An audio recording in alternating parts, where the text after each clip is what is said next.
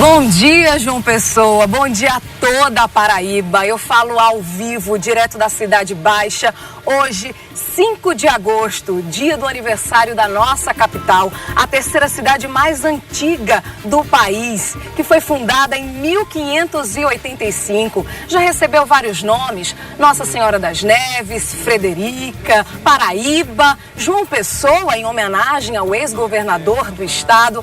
Eu estou aqui bem pertinho no Porto do Capim, que no início foi chamado de Porto do Varadouro. Ele que fica às margens do Rio Sanhoá, onde a nossa cidade nasceu, cresceu e tem se desenvolvido ao longo de todos esses anos. E a partir de agora eu convido você, não só aqui de João Pessoa, mas de todas as cidades do nosso estado, a ir junto comigo num passeio de carro. Sim, nós equipamos um carro aqui especialmente para levar vocês, junto com a gente, a um passeio para contar a história da nossa cidade e também para você descobrir como foi que a nossa cidade se desenvolveu.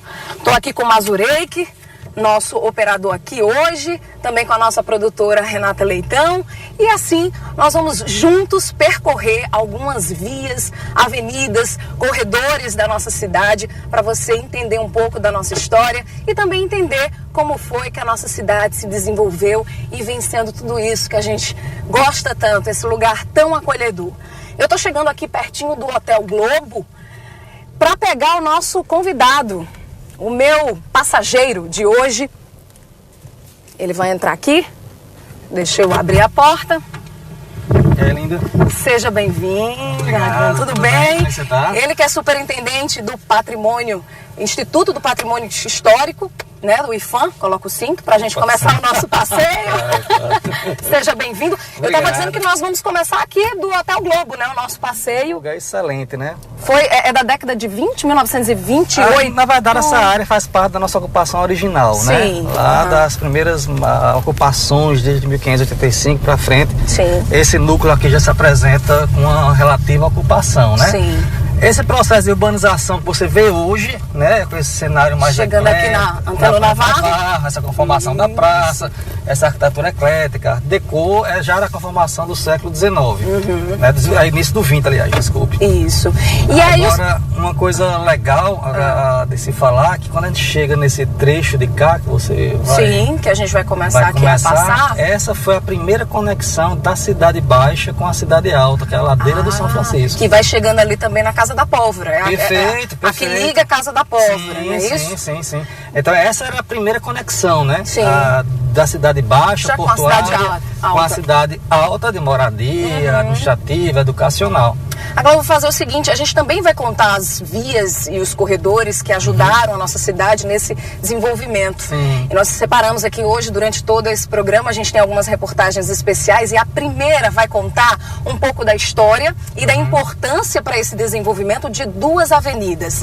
A João Machado e também a Avenida Dom Pedro II. Vocês vão acompanhar aí um pouquinho dessa história na nossa reportagem especial. Veja só.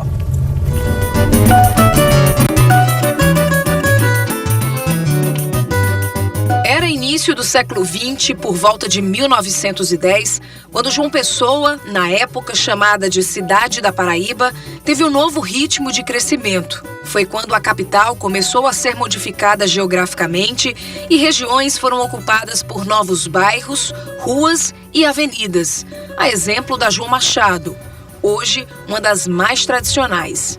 A Avenida João Machado tem um caráter especial, que ela tem um estilo meio francês, um estilo semelhante aos boulevards, que são avenidas com duas pistas com sentidos contrários e casas recuadas nessas avenidas. A gente pode perceber também a presença de muitas árvores, dando um ambiente muito bonito, majestoso. E também a gente vai perceber que muitos proprietários, usineiros, pessoas que moravam no bairro do centro, vão construir suas residências na Avenida João Machado. A gente tem a família Ribeiro Coutinho e alguns edifícios também, como por exemplo o Orfanato Dom Eurico e o Instituto de Proteção à Infância, que vira o Hospital São Vicente e Paulo. Foi na gestão do governador João Machado que surgiram as primeiras medidas para a modernização da cidade, como a primeira obra de abastecimento de água e o projeto de expansão para a Zona Sul. É que antes disso, a cidade era formada por dois planos interligados, Cidade Alta e Cidade Baixa. Hoje, um varadouro.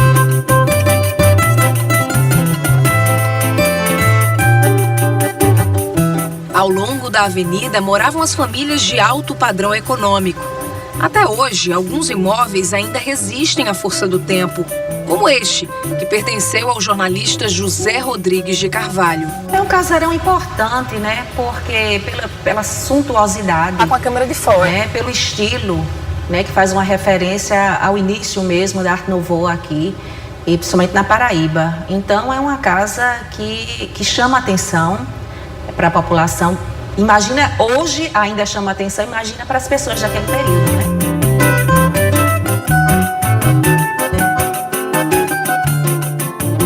Desde 1980, a casa se transformou na sede do Instituto do Patrimônio Histórico e Artístico da Paraíba, o IFAEP. Nos 2 pavimentos, com 24 cômodos, ainda é possível encontrar vestígios da estrutura original, como essa escada, de madeira maciça.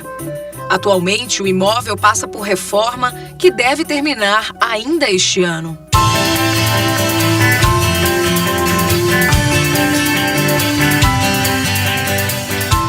Pertinho dali, em um dos poucos prédios residenciais da avenida, mora desde 1986 Martinho Queiroga. Nós temos acesso ao centro da cidade, vamos a pé, perto de banco. Essa era uma das comodidades que me atraiu, foi exatamente essa localização. Os anos passaram e a avenida, que tem pouco mais de 2,5 km, abriu espaços para escritórios, lojas, clínicas e a movimentação ficou cada vez mais intensa. Termina aqui a Avenida João Machado. Adiante nós temos a Dom Pedro II, aberta na década de 1920 e que de início recebeu o nome de Estrada dos Macacos. Segundo o historiador, não existe oficialmente uma explicação para o nome, que foi rapidamente substituído para homenagear o último imperador do Brasil. Essa cidade republicana, ela ainda carrega marcas dessa vida imperial.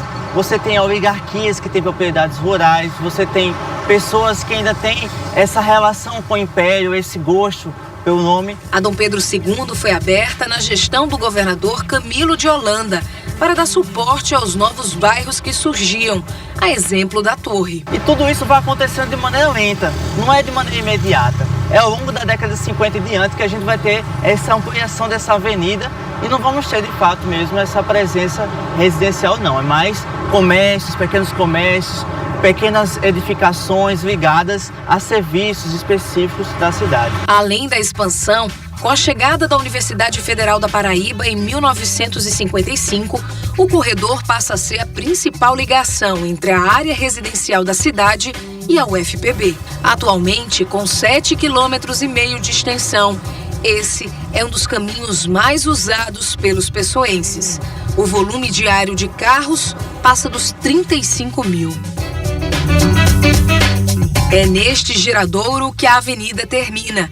E é a partir daqui que começa outro trecho da história de João Pessoa. Mas essa parte a gente conta já já.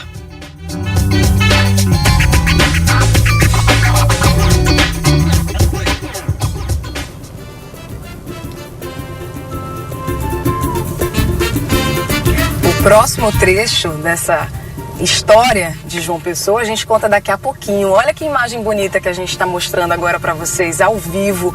Aqui, olha, a gente dá para ver o Rio Sanhoá, nossa cidade hoje completando 433 anos. E nós continuamos aqui dentro do carro. Nós estamos aqui bem pertinho da Casa da Pólvora, não é? E aí eu queria que você estava falando que aqui embaixo...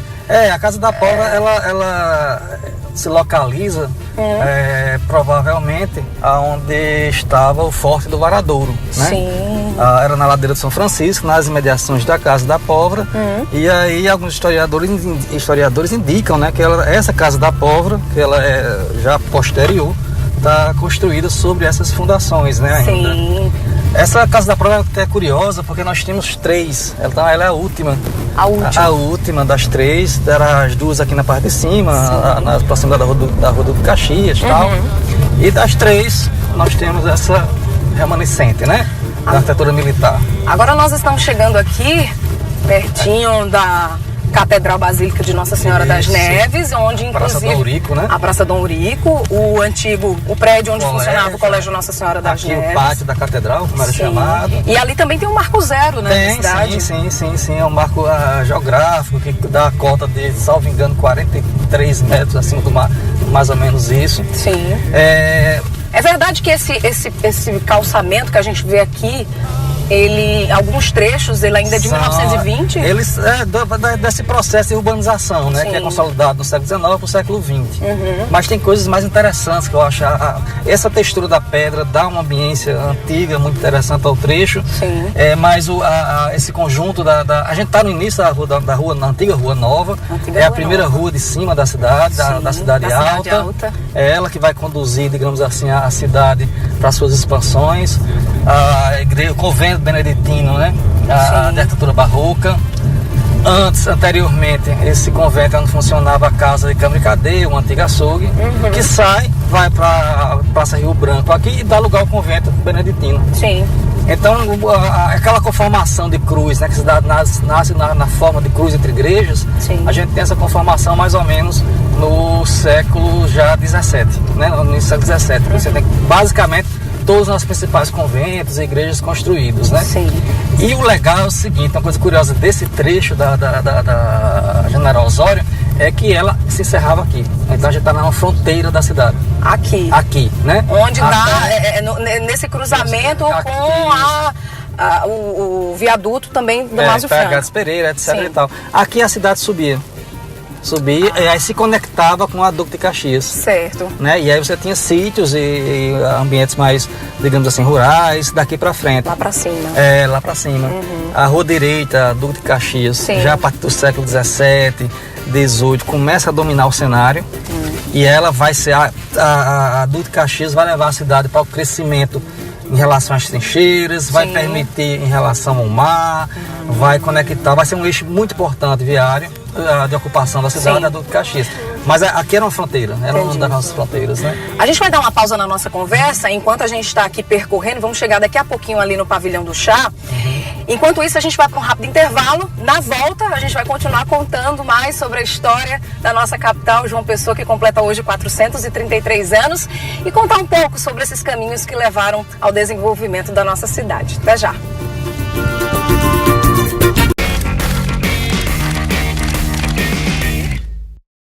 Alegria é beira de mar. Estamos de volta e dessa vez nós estamos aqui pertinho da Praça Venâncio Neiva, mais conhecida como a Praça do Pavilhão do Chá, não é isso, Raimundo? Perfeito. E você estava me contando aqui que primeiro teve a construção da praça e depois do pavilhão. Exatamente, aqui a praça ela foi projetada, construída, um arquiteto italiano, Fiorillo, e ela assumiu esse desenho eclético, né, como estar central, passeio perimetral, radiais levando para o estar, e é onde funcionava um grande ringue de patinação. Então era um ambiente muito movimentado, muito dinâmico da cidade. Eu estou falando isso aí em meados do século XX. Era o point, era o ponto, vinha pra cá. E aí no período de João Pessoa, ele vai tirar esse ringue de patinação e vai construir o Pavilhão do Chá. Entendi. E a praça entra na segunda fase, né? Dessa vez um pouco mais a sorveteria, os chás, um pouco mais elitista, mas continua com o processo de dinamização, né?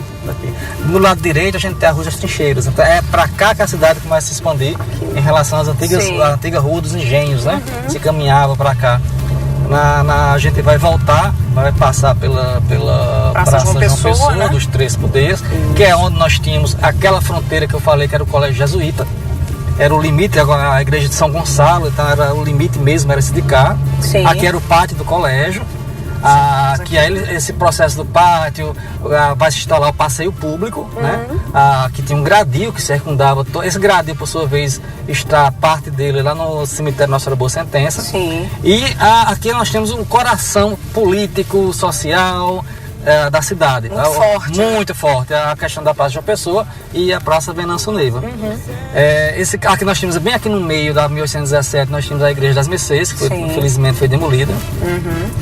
Eu vou aproveitar esse gancho, você estava falando sobre a parte política, que a Praça João Pessoa tem essa representatividade. Por falar em político, a gente vai agora conhecer um pouco da história e de como essa avenida colaborou, né, com o desenvolvimento. Daqui a pouco a gente vai falar sobre a Avenida Epitácio Pessoa, né, que tem assim, essa forte referência, né, ao político, vamos dizer assim, que chegou ao maior patamar da política, né, que foi o presidente, enfim. Conduz a cidade para o mar, né? E que tem o nome da cidade, que é a principal avenida da cidade. Mas antes disso, a gente vai continuar conhecendo por onde a cidade nasceu na Zona Sul.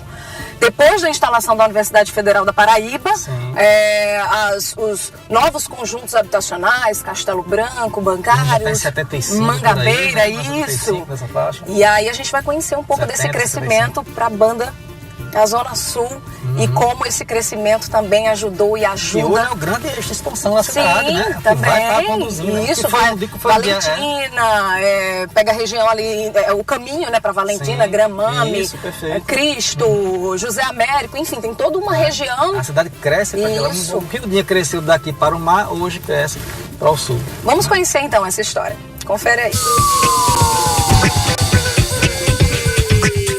É esta rotatória que liga o Castelo Branco, Bancários e mais na frente Mangabeira, bairros considerados mais novos e que tiveram início depois da construção da Universidade Federal da Paraíba. Houve uma mudança significativa nesse entorno da universidade, principalmente quando se constrói a universidade no final dos anos 50 para os anos 60 e o anel viário que passa sobre a BR-230 e a 101. Então havia uma necessidade muito grande de se dar uma dimensão maior. A cidade tinha esse estoque de terras para expandir para cá. O Castelo Branco é o primeiro conjunto habitacional construído depois do Vale do Rio Jaguaribe e era necessário esse anel viário para fazer essa interligação pela Pedro II com a cidade, que terminava mais ou menos nas proximidades do que é hoje o bairro da Torre. O bairro dos Bancários começou a ser construído por volta de 1978. Na época, o governador era Ivan Bichara. A expansão dos bancários em função da construção do Jardim Cidade Universitária, Jardim Paulista, Jardim Anatólia, que compõem, né, o que popularmente se denomina o grande bairro dos Bancários. Não é à toa que a principal avenida do bairro recebe 3 nomes distintos ao longo dos 5 quilômetros de extensão. Havia necessidade desse preenchimento, desse vazio, né? E esse vazio é preenchido principalmente no que a gente chama de Sérgio Guerra, que é dividido em 3 nomes, né? Então são etapas diferentes, então nomes diferentes para esse grande corredor que interliga a universidade, vamos colocar assim rapidamente, o setor sul da cidade. O fluxo de veículos é considerado um dos mais intensos. Segundo a CEMOB, mais de 23.500 carros, motos e ônibus passam por aqui todos os dias. Nos últimos 20 anos, a principal dos bancários perdeu a identidade residencial e foi tomada pelo comércio, que viu na avenida uma vitrine para os negócios. Esse corredor é fundamental, né? Só o Mangabeira hoje tem mais de 75 mil habitantes. Então, você pense aí os demais conjuntos, Valentina, Paratibe, Cuiá, né? O Zé Américo, enfim, você tem um conjunto imenso que circula por esse corredor e aí somando os bairros que integram o que a gente chama de bancários, né? Era a década de 1980 quando começou a ser construído o conjunto habitacional Tarcísio de Miranda Buriti, uma referência ao ex-governador da Paraíba. Anos depois, o local ficou mais conhecido como Mangabeira, por conta de uma grande fazenda que cultivava mangabas na região. Quem vai morar no bairro de Mangabeira? Quem vai morar nos bairros no entorno de Mangabeira? A classe operária, que precisa de deslocamento. Então, a necessidade de abrir os corredores de circulação, as vias de acesso, as vias expressas. Só para você ter uma ideia, na Josefa Taveira, que interliga os bairros mais distantes, como Paratibe, Cuiá, Valentina, ao centro, por Josefa Taveira passam em média 10 linhas de ônibus, né? Então, foram bairros que cresceram muito. E o entorno também. Mangabeira é conhecida pelo comércio diversificado. Por aqui tem lojas e serviços de todos os tipos, que funcionam de domingo a domingo. Mangabeira é o maior conjunto habitacional, né, do estado, inclusive. São 8 etapas, somando todos os conjuntos que integram o bairro de Mangabeira. Nós temos hoje 22. Isso possibilitou um crescimento nessa área do Sudeste e na cidade de mais de 25%, né, do total de domicílios urbanos na cidade de João Pessoa. Quem mora e trabalha por aqui desde o comecinho é o comerciante Adalberto Leite. Ele tem uma lanchonete no Mercado Público, que fica localizado na principal avenida do bairro, a Josefa Taveira. Quando eu cheguei aqui era no bairro. Os ônibus passavam, ficavam se atolando no barro e jogando barro nas pessoas que estavam próximas ao ônibus. E no passar do tempo calçaram, depois do calçamento aí asfaltaram e ficou um bairro muito bom de se morar. E além do comércio, o jeito amistoso dos moradores faz com que a região seja uma das mais habitadas na cidade. Talvez porque quem chega aqui não quer mais sair. Eu não desejo não mais sair daqui, nem mesmo assim de morar e nem também de negociar. Sempre aqui permanecer até o dia que o Senhor Jesus determinar.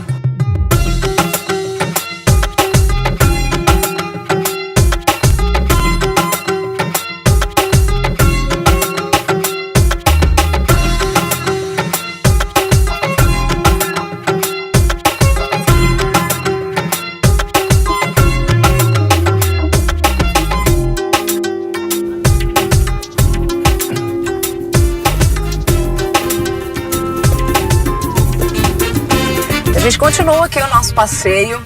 Você acabou de ver aí a segunda reportagem especial que nós preparamos. E agora a gente conversou também com o prefeito de João Pessoa, Luciano Cartacho, sobre quais são os próximos caminhos do desenvolvimento de João Pessoa. Ele respondeu pra gente. Veja só. A Prefeitura de João Pessoa está fazendo, executando e planejando para os próximos 30 anos o futuro da nossa cidade, para que a gente possa crescer com sustentabilidade, com desenvolvimento, com qualidade de vida. Esse é o grande desafio que está colocado para todos nós. Preservarmos a nossa história, o nosso passado, as nossas raízes, mas ao mesmo tempo ter um horizonte, um futuro cada vez melhor, garantindo que a cidade chegue a 1 milhão de habitantes, preservando o que é essencial na vida de todos nós, que é a nossa qualidade de vida. Eu acredito no potencial dessa cidade. João Pessoa tem um povo extremamente acolhedor, que sabe receber quem vem nos visitar. É uma cidade que vive de braços abertos para o desenvolvimento, preservando a sua qualidade de vida. Então nós estamos muito felizes em poder, num momento como esse, estar planejando um futuro muito melhor do que a gente vivencia hoje na nossa cidade, fruto de trabalho e de resultados que são apresentados no nosso dia a dia. E olha, a gente está chegando aqui no Parque da Lagoa, principal cartão postal, mas antes da gente falar sobre a Lagoa, a gente vai para um rápido intervalo e daqui a pouco a gente volta com mais história dos 433 anos da nossa João Pessoa. Até já, hein?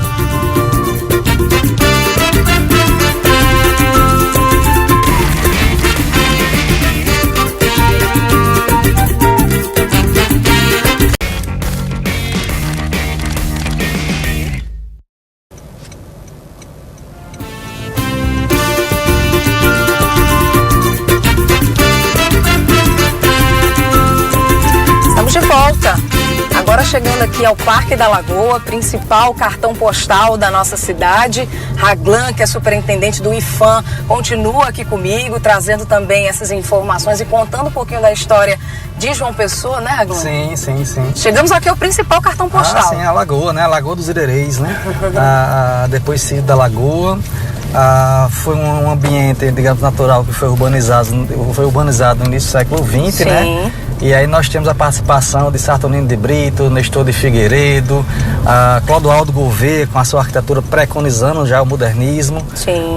Então a Lagoa conta esse momento da cidade, o momento em que ela se prepara para se expandir para o mar, para o sul, para o norte. Entendi. Né? Agora, o curioso dizer é que aproximadamente 73% de nossa existência enquanto cidade ela acontece da Lagoa para o Porto do Capim. Entendi. A gente está chegando aqui, eu vou agradecendo a você, viu, Rangel? Obrigada pela sua participação. Eu vou sair, vai vir um outro motorista para assumir aqui o carro. Você pode continuar? Tá, já, e muito obrigada, viu? Obrigado, foi um prazer. Prazer, até a próxima, hein? Vocês continuam aqui comigo, tá?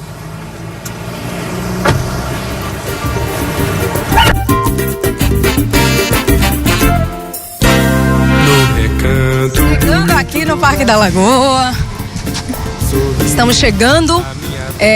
Tem outros convidados aqui esperando por nós. Eu tenho cantores que têm uma representatividade muito grande, cantores e músicos também, que têm uma representatividade muito grande aqui na capital.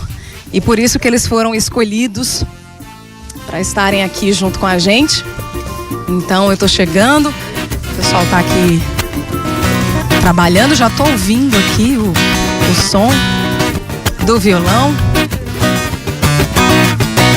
Vamos fazer o seguinte, enquanto eu tô chegando aqui no nosso local, vamos conhecer a história e como essa avenida ajudou no desenvolvimento, no crescimento e que levou a nossa cidade em direção ao mar. Vamos conhecer um pouco da história da Avenida Epitácio Pessoa. Veja só. Chegamos à avenida mais movimentada e importante da cidade. Essa é a Epitácio Pessoa. Por aqui passam todos os dias, em média, 33 mil veículos. Só linhas de ônibus são 12. Os dados são da Superintendência de Mobilidade Urbana da capital. E esse vai e vem não é à toa.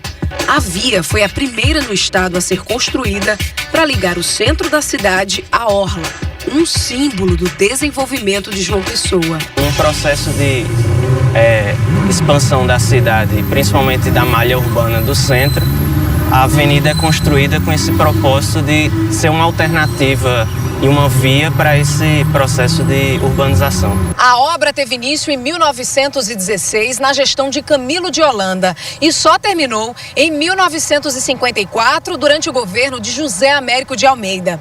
Foi quando a Avenida Epitácio Pessoa foi totalmente calçada até a orla de Tambaú. Uma das ideias de João Pessoa era que a avenida fosse em direção ao Palácio da Redenção, uma forma de tornar mais próximo o governo dessa expansão da cidade. Não deu certo, até porque a malha urbana do centro da cidade já estava bastante consolidada, já tinha os projetos de saneamento, de urbanização. A avenida, que tem 10 quilômetros de extensão, já foi morada das famílias mais nobres.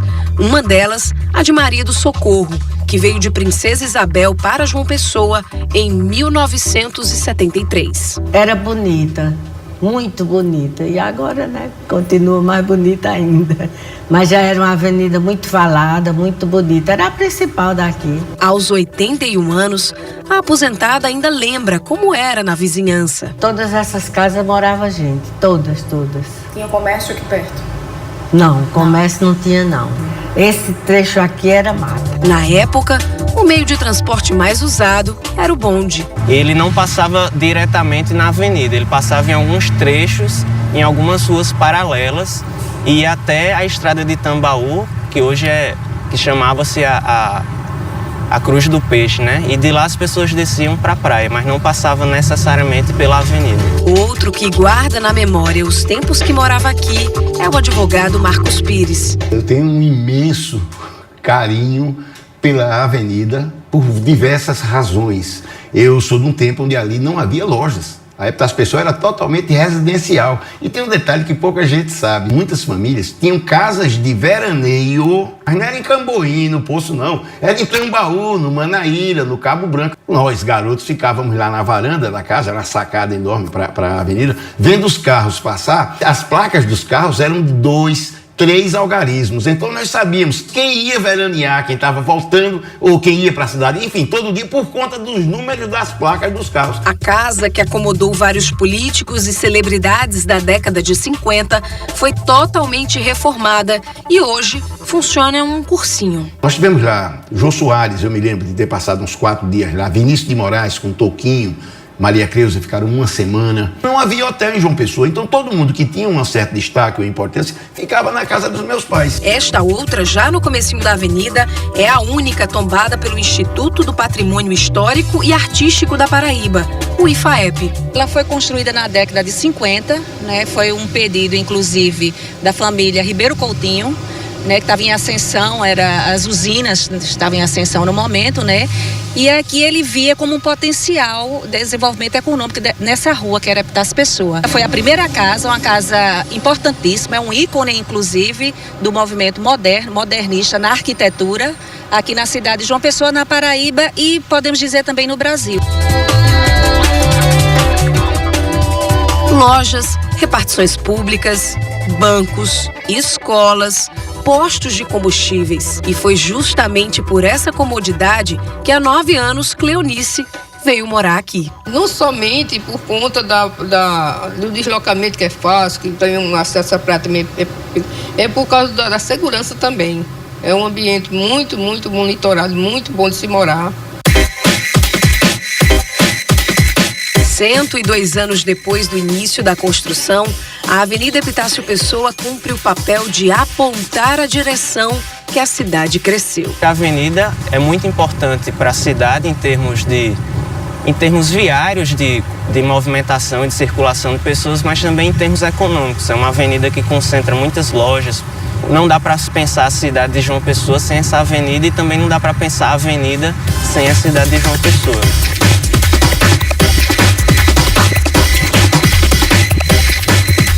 Pra te abraçar. E eu já tô de volta. Olha, depois dessa reportagem aí especial, eu tô chegando aqui onde estão me esperando Renata Arruda e Fuba. Deixa eu correr que o nosso tempo tá terminando. Sejam bem-vindos, bom dia! Seja bem-vindo. Bom dia. Tudo bom? Tudo bom, querida. Olá, tudo bem? Olha só, eu sei que você tem uma música que fala dos bairros de João Pessoa. Queria que vocês cantassem ela pra gente. Vamos aí. Pode ser? Vamos logo. Como é que é? Mangabeira, Valentina, Anatólia, eu a menina esperando lotação. Ai. Pedro Gudim vem do expedicionário, Padre Zé missionário da galera do Vajão. Castelo Branco, Roger Ranja, Colibri, Torre passa por aqui, venha quieto e namorar. Mandacaru, Jardim Luna dos Ipês, Cristo disse pra vocês, vou viver no Brisamar. Alô bancários lá do Alto do Mateus, você já desapareceu com a turma do Crotão. No altiplano escutei zoar tambor, oitizeiro me falou, não queremos mais João. Tambaúzinho, Cruz das Armas, Jaguaribe, destruindo Pirajibe, vida sai Tambiá. É bom a beça encontrar em Tambaú, a menina Manaíra sacudindo Miramar. Muito bem. Quero que vocês deixassem aqui a mensagem de vocês para esse dia tão especial para nossa cidade. Pode ser, Renan? Claro. Vamos embora. Pode ser em forma de música? Claro, deve. Vamos na nossa música? Acho que todo mundo prefere, então vamos lá. Fiquem à vontade. Na nossa, Fuba. 2 pessoenses aqui junto com a gente fazendo essa homenagem à nossa cidade. E é assim que a gente termina esse especial 433 anos de João Pessoa. Porta do Sol deste país tropical. Somos a mata verde, a esperança. Somos o sol do extremo oriental. Somos a mata verde, a esperança. Somos o sol do extremo oriental. A lua fez um poema nas palhas do coqueiral. Eu escrevi teu nome nas areias do coração do extremo oriental. Eu escrevi teu nome nas areias no coração do extremo oriental. O calor do verão chegou pra te abraçar. Essa alegria é beira de mar. O calor do verão chegou pra te abraçar. Essa alegria é beira de mar.